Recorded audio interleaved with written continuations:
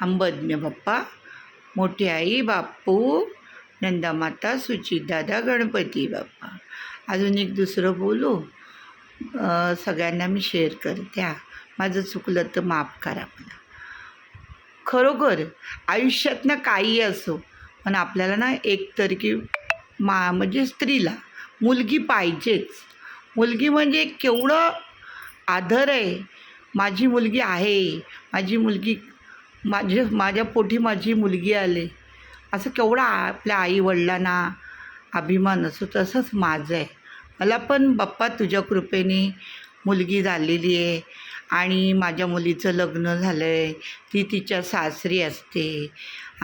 अभिमान असतो तो.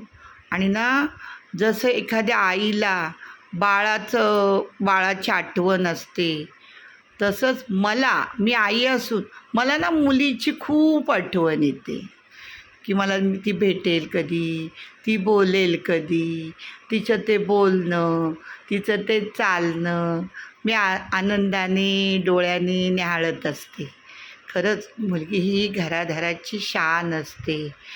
पण एक स्त्रीचा जन्म म्हणून तिला लग्न करून दुसऱ्याच्या घरी जावं लागतं ना बाप्पा. माझ्या बाळाला तू चांगलं ठेव.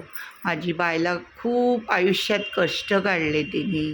खूप वेळोवेळी मला आधार देते, शाब्दिक आधार देते. हो, आणि एवढी चांगली आहे ना ती, खूप चांगली आहे. देवा, माझं अगदी पूर्ण आयुष्य तिला दे.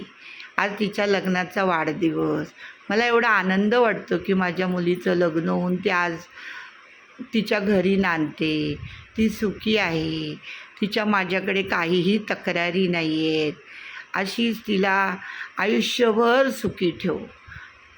तिला भेटलेला तिचा साथीदार पण खूप चांगला आहे. माझे जावई ओंकार यांना पण तू खूप आनंदात ठेव. त्यांच्या घरच्यांना पण चांगलं ठेव. माझ्या मुली खूप म्हणजे एवढा आपल्या घरातलं एवढं हे असतं ना की मुलगी ही माझी मुलगी खूपच म्हणजे खूपच मला वाटतं की माझ्याकडे मोठं काहीतरी आहे. मला ना संपत्ती सोन्या लाण्याचं कसलंही आवड नाही, पण वाटतं माझी मुलं हीच माझी संपत्ती आहे.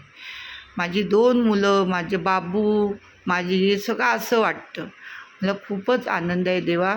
मग तू मला सुखी ठेवलंस की माझ्या घरी माझा आज माझ्या कन्यारत्न आज त्याचा वाढदिवसाचं मी काय करू शकत नाही.